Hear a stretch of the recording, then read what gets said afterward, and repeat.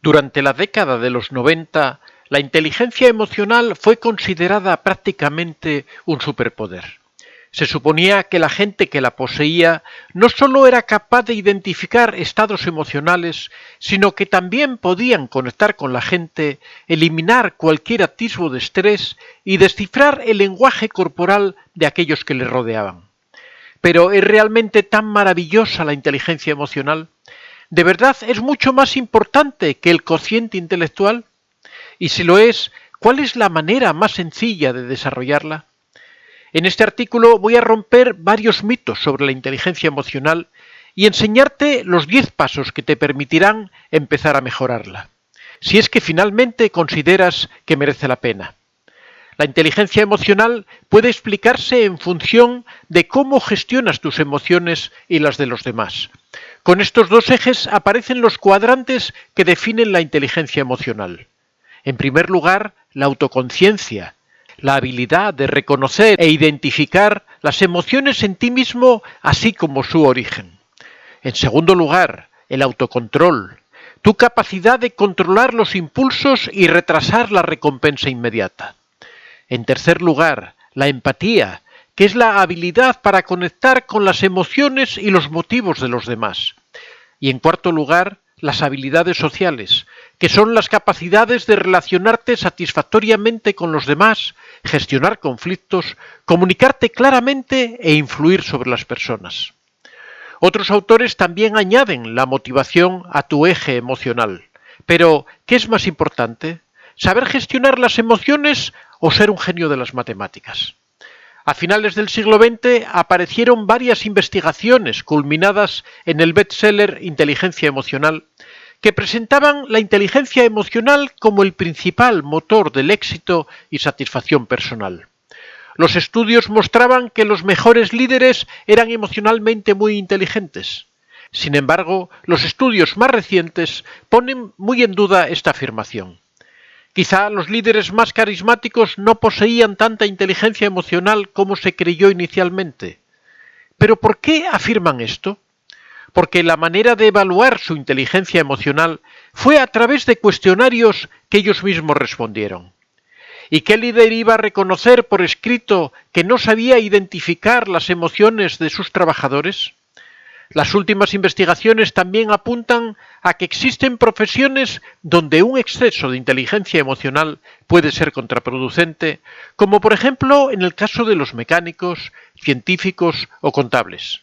Si tu trabajo es interpretar datos o reparar coches, ser especialmente sensible a las expresiones faciales, lenguaje corporal y emociones de aquellos que te rodean puede ser una grave distracción. Pero tampoco hay que pasar del blanco al negro de la forma más absoluta. Existen otras profesiones como las de comercial, coach o médico, donde saber leer y regular las emociones es básico. En resumen, la inteligencia emocional es importante, pero no es la panacea que nos soluciona todos los problemas. En ciertas situaciones puede ser muy útil y en otras el cociente intelectual puro y duro, o sea, la capacidad de analizar y sacar conclusiones, puede ser más determinante. ¿Realmente se puede mejorar la inteligencia emocional? La teoría más generalizada es que incrementar el cociente intelectual es prácticamente imposible. Por eso, la mayoría de cursos y coaches han apostado por aumentar la inteligencia emocional, aparentemente mejorable con la práctica. ¿Pero crees que existe alguna evidencia de que esto sea posible? ¿Y hasta qué punto podemos mejorar la inteligencia emocional? Se han publicado ya más de 2.500 artículos desde que apareció el concepto de inteligencia emocional. Y las 4 conclusiones que se pueden extraer son las siguientes. En primer lugar, puedes cambiar, pero hasta cierto punto. La capacidad para gestionar nuestras emociones y las de los demás no varía mucho durante nuestra vida. Según la evidencia científica, los factores más determinantes parecen ser la educación recibida, los genes y las experiencias infantiles. No es que no puedas desarrollar tu inteligencia emocional, pero para hacer cambios profundos deberás dedicarle tiempo y esfuerzo. Eso sí, la inteligencia emocional parece mejorar con los años, y de ahí el dicho de que la gente madura con la edad. En segundo lugar, la ayuda profesional sí da resultados. Hay un intenso debate acerca del coaching y la formación en habilidades sociales. Personalmente, no creo que exista mala fe en los denominados vendehumo, pero sí algún desconocimiento. Muchos generalizan sus experiencias personales y creen que lo que les ha cambiado la vida a ellos, independientemente de sus circunstancias, funcionará con el resto. Para evitar este tipo de extrapolaciones existen los estudios científicos realizados con docenas de voluntarios. En estas condiciones, digan lo que digan los escépticos, los buenos programas de formación sí funcionan. No pueden hacer milagros, pero los últimos metaanálisis demuestran que son capaces de mejorar la inteligencia emocional un 25% en promedio y en el caso de las habilidades sociales hasta un 50%. Gracias a la plasticidad neuronal, el término que los neurólogos usan para referirse a la capacidad del cerebro para cambiar a cualquier edad, es posible aprender empatía y gestión emocional. En este último caso, la mejora puede llegar hasta el 35% según la literatura científica. Así pues, si no estás obteniendo resultados con tu coach o curso de formación, quizás sea hora de buscar uno mejor. En tercer lugar, es imprescindible que alguien te dé un buen feedback. Resulta que no somos demasiado buenos evaluando nuestro nivel de inteligencia emocional.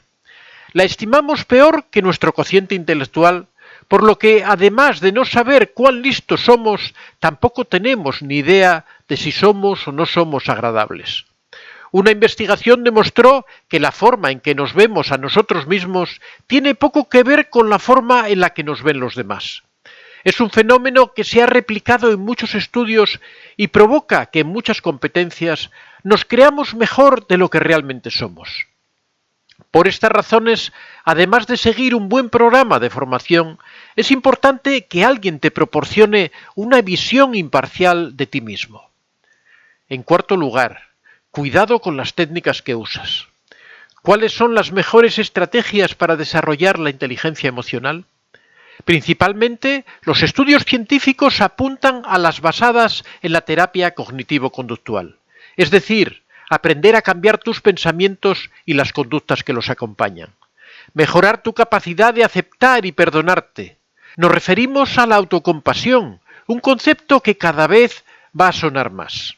¿Y cuáles son las técnicas que no funcionan? Las autoafirmaciones positivas. Ándate con ojo con aquellos coaches o programas que prometen mejorar tu autoestima con mensajes positivos hacia ti mismo. Yo lo valgo, yo soy el mejor, yo me amo, etc., ya que según los estudios científicos a menudo resultan contraproducentes. El objetivo de un estudio controlado publicado en el año 2009 era ver si con un programa adecuado se podía mejorar la inteligencia emocional en un grupo de voluntarios en comparación con otro grupo que no recibió entrenamiento alguno. El resultado fue un notable incremento a corto y medio plazo. En el programa, los participantes recibieron una serie de clases teóricas con ejercicios. A continuación encontrarás las 10 primeras lecciones más importantes para desarrollar una sana inteligencia emocional. En primer lugar, detecta la emoción que hay detrás de cada uno de tus actos. Casi todos vivimos desconectados de nuestras emociones. Las experiencias negativas que sufrimos durante nuestra vida nos enseñan a aislarnos de las emociones para protegernos. No puedes eliminar tus emociones, pero debes ser capaz de conectar con ellas y entender cómo influyen sobre ti. Cuando algo te haga actuar o sentirte de una determinada forma, párate un segundo, reflexiona sobre la emoción que hay detrás y trata de encontrar su origen. Al principio quizá no sepas por qué actúas o te sientes como lo haces. No desesperes. No estás entrenado para hacerlo, pero a medida que vayas centrándote en tus sentimientos, empezarás a encontrar las respuestas. En segundo lugar, amplía tu vocabulario emocional. Solo hay 4 emociones básicas a partir de las cuales se crean todas las demás: alegría, tristeza, enfado y miedo. Algunos autores añaden sorpresa y angustia.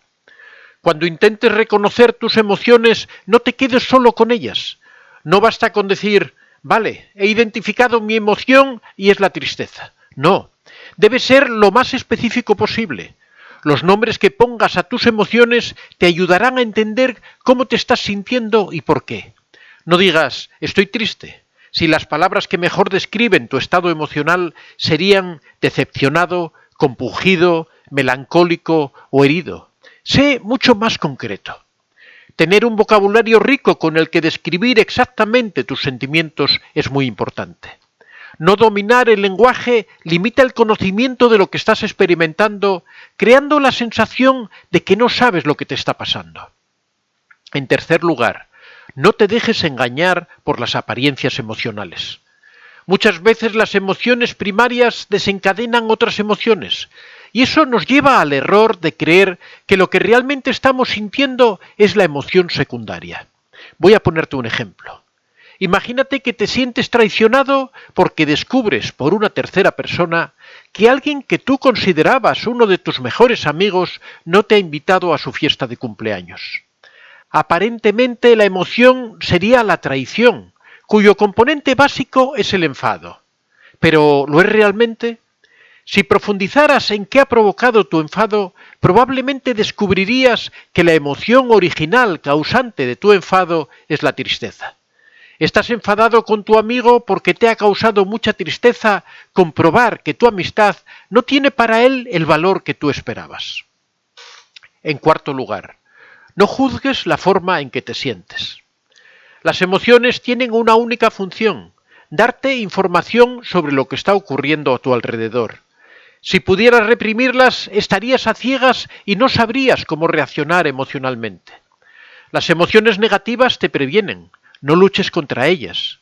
Debes entenderlas y obtener toda la información posible para enfrentarte al reto del que te están alertando. El miedo te avisa de que no tienes recursos para abordar lo que está sucediendo. Refleja una desproporción entre la situación y los recursos con los que tú cuentas. El enfado lo sientes cuando vulneran tus derechos o necesidades. Te empuja hacia el ataque o a la defensa para hacerte respetar. La tristeza te indica la pérdida de algo valioso para ti y te prepara para superar esa ausencia. Sientes alegría cuando algo te resulta agradable. Te motiva a experimentarla de nuevo con conductas que vuelvan a generarla. Considera tus emociones no como algo bueno o malo en sí, sino como la fuente de información que te ayudará a ser más consciente de ti mismo. En quinto lugar, descubre el mensaje oculto de tu lenguaje corporal. Si te cuesta identificar tus emociones, fijarte en tu lenguaje corporal te dará muchas pistas de lo que está ocurriendo en tu interior. Por ejemplo, hay gente que al inicio de un enfado se cruza de brazos porque empieza a sentirse agredido. Si relacionas este tipo de cambios en el lenguaje corporal con tus emociones, serás capaz de detectarlas mucho antes. Y no solo se trata de cambios posturales. Las emociones también provocan manifestaciones fisiológicas automáticas como rubor cuando te enojas o presión en el pecho cuando estás triste. Empieza a encontrar patrones en las sensaciones físicas que experimentas cuando se desencadenan en ti determinadas emociones y te convertirás en un maestro Jedi emocional. En sexto lugar, controla lo que piensas para controlar cómo te comportas. Muchas personas se excusan diciendo que en los momentos emocionales pierden el control y que no son dueños de sus actos. Pero solo tienen razón en parte. Los sentimientos son el resultado de la emoción y de lo que piensas sobre esa emoción. No puedes evitar la emoción, pero sí que puedes modificar tus pensamientos al respecto. La próxima vez que sientas una emoción, presta atención porque significa que en breve te va a invadir un pensamiento. Decide entonces qué pensamiento quieres tener y cómo deseas comportarte. Y si todo falla, existen algunas otras técnicas de emergencia que pueden ayudarte.